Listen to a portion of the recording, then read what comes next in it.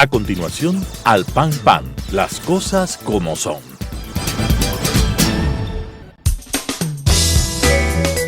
Clasificación B, bajo supervisión de un adulto.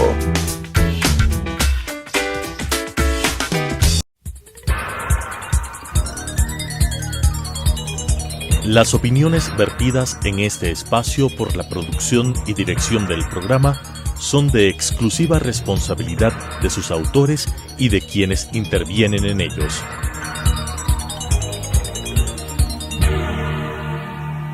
Telesucesos Canal 29 UHF presenta Al Pan Pan, las cosas como son. Coyuntura y calidad de la democracia con la conducción de Patricio Aro. Al Pan Pan, las cosas como son. Cordiales saludos a la gran audiencia de Telesucesos Canal 29, el canal diferente. Su servidor, Patricio Aro Ayerbe, les agradece por permitirle una vez más entrar a sus hogares y por acompañarle a decir las cosas como son. En esta oportunidad y sobre temas de coyuntura, trataremos un tema muy importante. La llegada de las vacunas contra la COVID-19 realmente fue motivada como una luz al otro lado del túnel y una esperanza en contra de la pandemia que aflige a los ecuatorianos, que ha provocado cientos de miles de contagios y las muertes se acercan a las 20,000.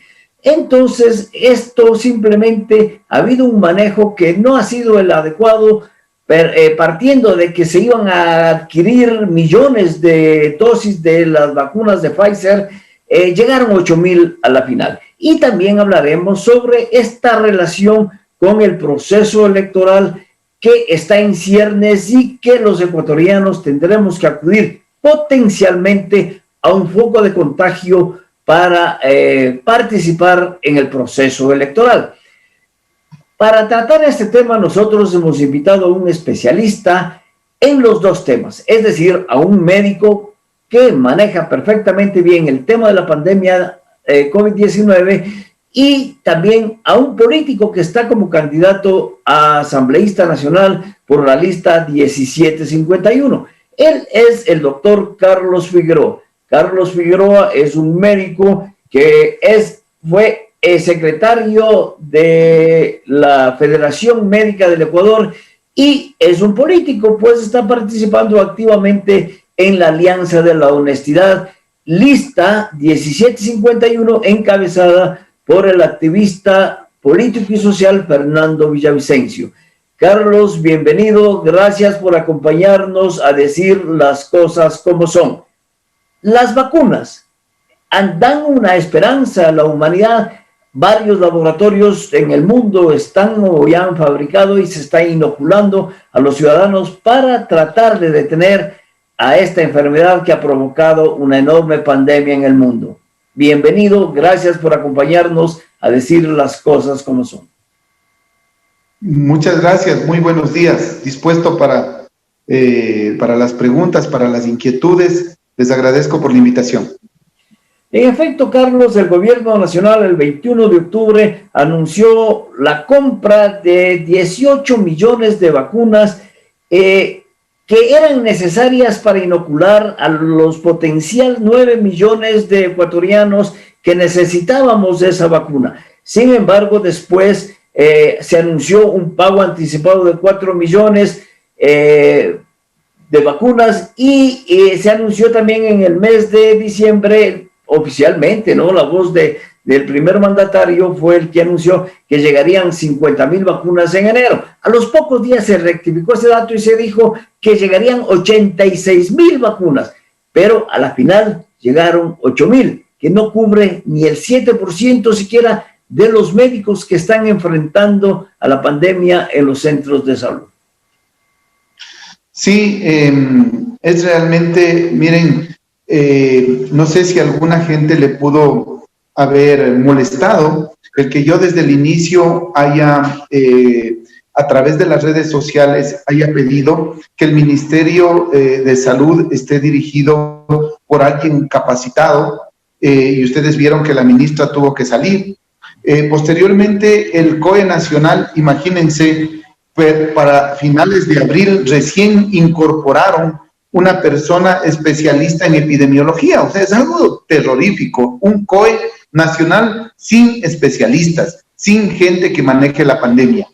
Entonces, realmente es muy doloroso, pero yo de frente me fui a decir las cosas, tanto al Estado, porque le mandaba los Twitter dirigidos a Lenín Moreno, dirigido a María Paula Romo, dirigido a los gobiernos seccionales, o sea, a los GATS, principalmente al alcalde de Quito, donde le sugerí, le decía, mire, hay coliseos, mire, hay estructuras grandes para que pueda poner a todos los contagiados, no dejen ir a los contagiados a la casa. En ese momento era totalmente inconveniente encerrarles en la casa.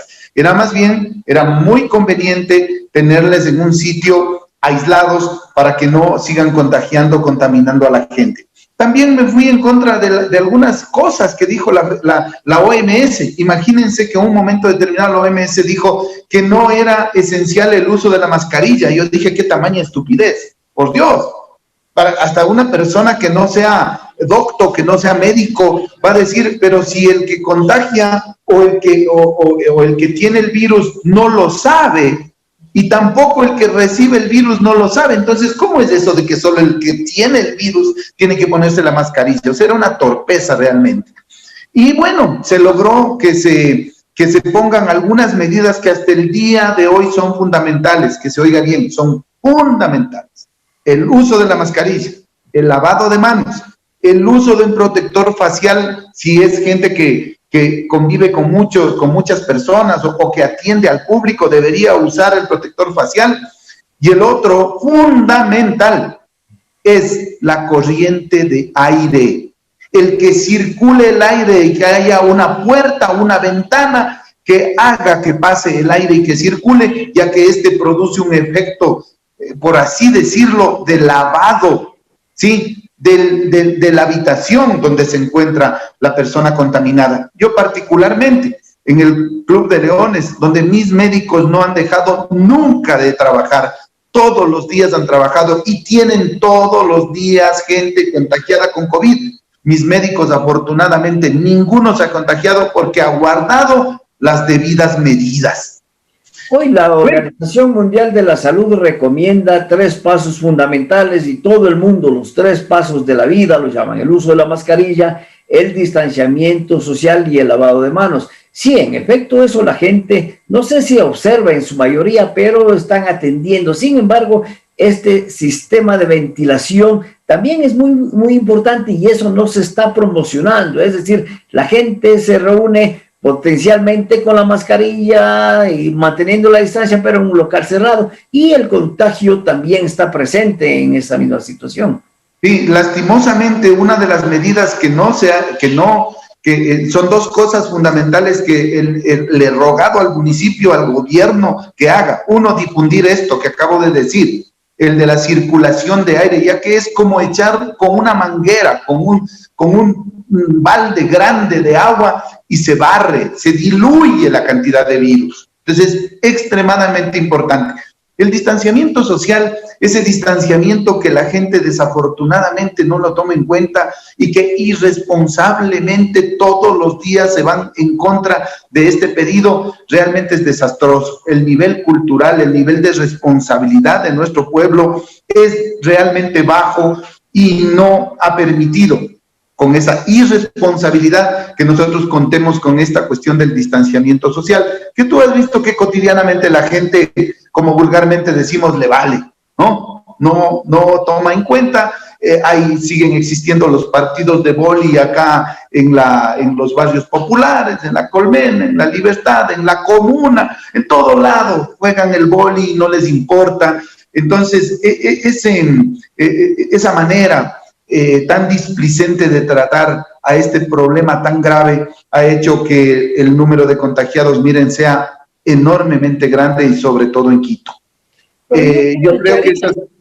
Yo no le echaría la culpa en realidad a la gente, porque ese distanciamiento está sujeto primero a las normas legales establecidas y segundo a la necesidad de la gente que tiene que comer o tiene que comprar o tiene que vender algo. Entonces nosotros vemos que ahí están las aglomeraciones, esas aglomeraciones que se anuncian por ciento. Y en Guayaquil, por ejemplo, nosotros debemos recordar que están hacinados en un cuarto 8, 10 personas de una misma familia y que culturalmente la calle es la sala de esas familias. Entonces se reúnen en la sala y se dice de aglomeraciones, pero el momento en que se toman medidas para impedir el toque de queda, la Corte Constitucional, por ejemplo, levanta y dice que es ilegal. Entonces ahí hay un problema de 2 o 3 fases, ¿no? Mira, yo mandé un documento que lo pueden acceder en internet en www.ecuadornoticias.org. Ahí pueden acceder, tengo unos 3 documentos, pero en uno de esos documentos, ampliamente, le pedía al gobierno que por favor no haga propaganda, que haga difusión, que comunique a la gente lo que debe hacer. Sí, no con efectos de propaganda. Esto no era para vender nada. Esto era para que la gente sepa cómo enfrentar esta pandemia. Y sin embargo, ni el gobierno ni el municipio tomaron en cuenta o tomaban algunas cosas de ese documento en fragmentos y no en la totalidad, porque es una totalidad la forma en que se debe tratar esta pandemia. Nosotros afortunadamente, ya que incluso nuestros pacientes que los derivábamos al inicio hacia los hospitales públicos o el Seguro Social, los hemos, después de unos 15 días, 3 semanas, nosotros dijimos, no, esto no está resultando, vamos a comenzar a tratarles nosotros mismos. Y nosotros mismos hemos enfrentado a la pandemia desde nuestra realidad. Entonces, eso es bastante grave. Y ahora viene lo de las vacunas. Ese tema, Carlos, y te interrumpo, esos fragmentos que tú hablas, sí, en realidad se presentaron como medidas tibias. Estamos hoy frente al pico de la segunda ola en el Ecuador, cuando en Europa y en Estados Unidos ya ha surgido una tercera ola de la enfermedad. Pero se toman medidas tibias, es decir, se dice, va a haber restricción vehicular desde las 9 de la noche. No ganamos nada, ¿no? Y obviamente, frente a esa situación tan seria, llegan las vacunas con lo que tú conoces perfectamente y cuál es el trámite que se ha dado a esto. Bueno, a ver, primero, abandonados desde las autoridades estatales y abandonados de los gobiernos locales, en nuestro caso aquí en Quito. Abandonado, no tenemos alcalde, no tenemos autoridades. Segundo tema, se dice que las vacunas van a venir en un número determinado y yo lo puse en duda a través de los medios de comunicación y de redes sociales y les dije, por favor, hagan un comité que maneje esas vacunas, que sean gente responsable y gente que vaya a cuidar de esas vacunas. Mira, a la vuelta de la esquina, mucha gente habrá dicho, no, este es un exagerado, siempre está en contra. No. Siempre trato de que las cosas se organicen bien.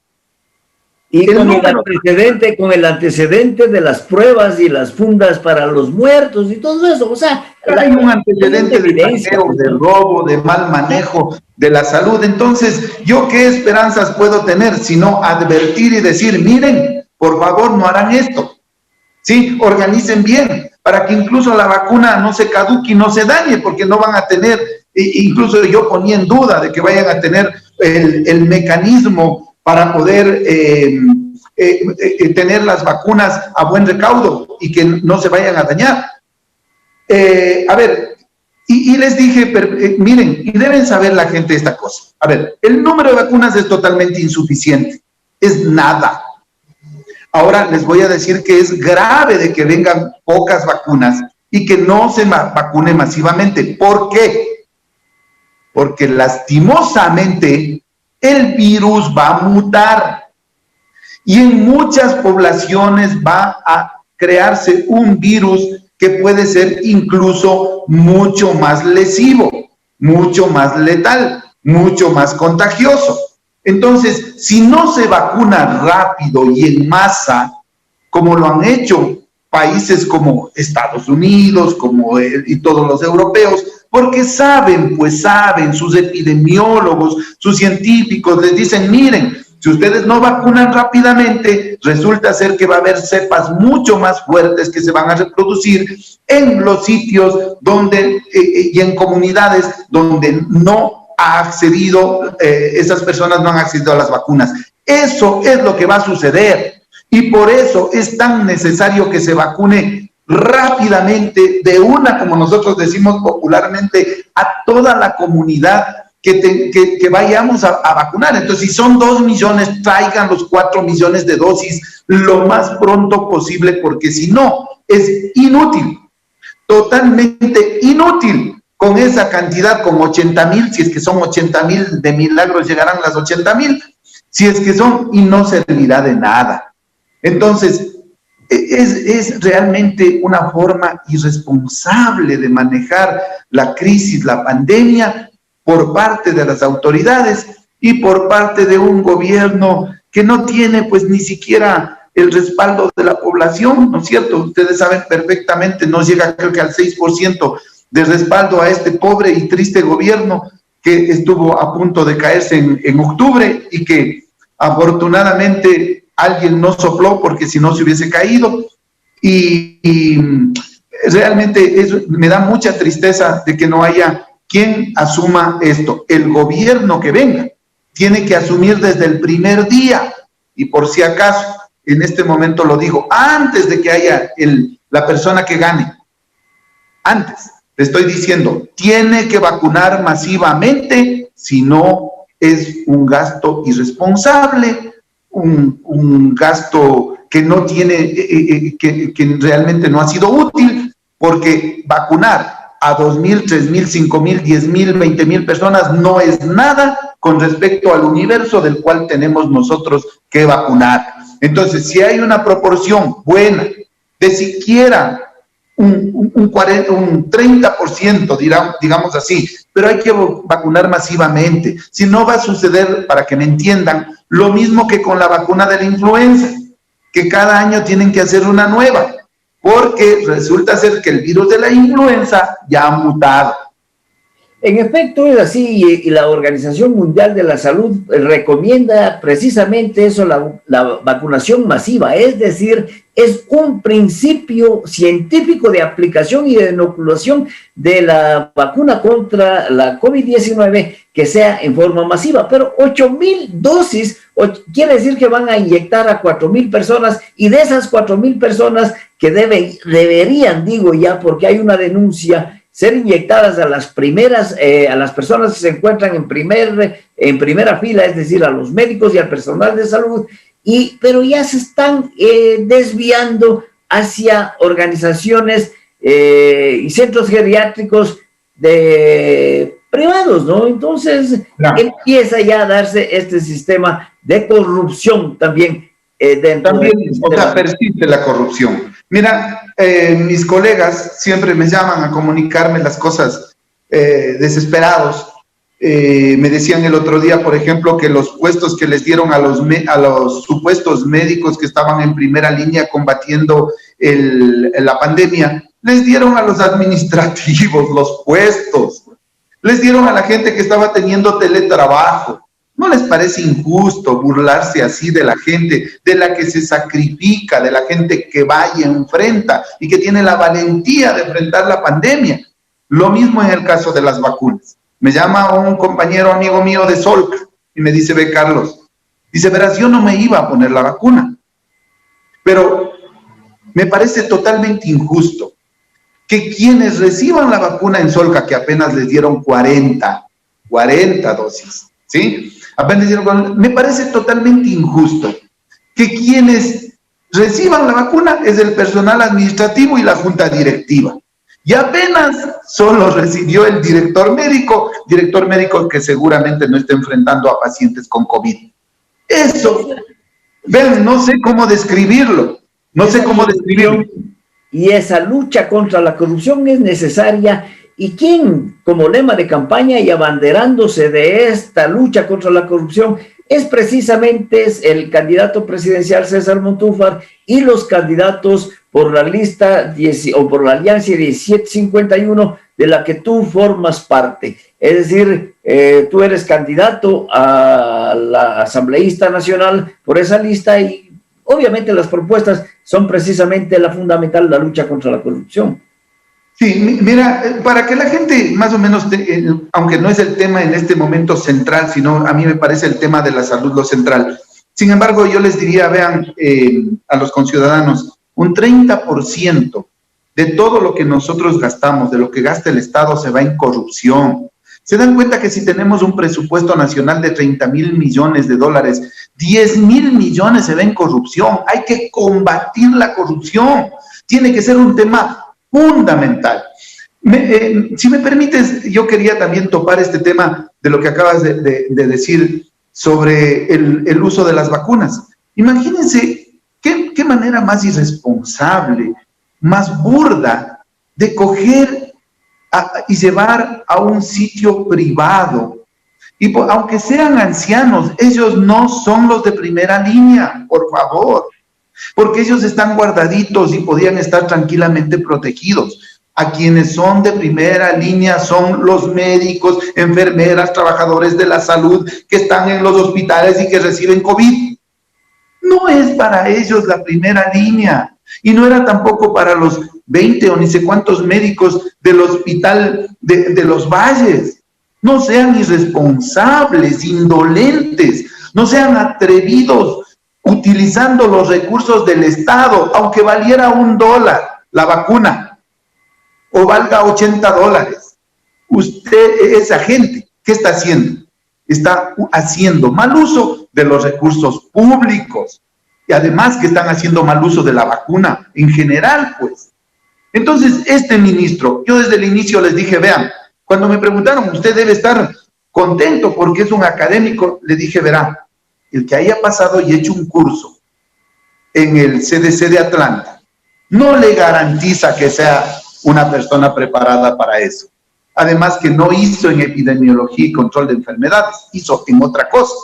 ¿Sí? Entonces, para mí no era garantía el ministro. Era un poquito mejor que la otra señora Andramuño, pero tampoco era garantía. Y ahorita me están demostrando que no era garantía. Señores, por más que sea una aguja, tienen que tener una condición ética para utilizar los recursos del Estado. Por más que sea una aguja, usted no puede cogerse la aguja, señor ministro. Y no solamente es cuestión de medios y de costos, realmente es cuestión de vidas, porque están más arriesgados, como tú decías, los médicos y el personal sanitario que están en primera fila antes de las personas de la tercera edad que están refugiadas y están protegidas en residencias, porque ni siquiera es un centro geriátrico, en residencias privadas para personas de la tercera edad. Debo decir, ¿no? Aunque tengas tu familiar ahí, porque ¿quién dice que la mamá de tal persona es más importante que mi mamá o que tu madre? ¿Quién? En efecto, todos somos iguales. En efecto, es así. De esta manera, con el doctor Carlos Figueroa, médico, exsecretario general de la Fundación Médica Ecuatoriana y candidato a la Asamblea como asambleísta nacional por la lista 1751, hemos dicho las cosas como son. Al pan pan. Las opiniones vertidas en este espacio por la producción y dirección del programa son de exclusiva responsabilidad de sus autores y de quienes intervienen en ellos.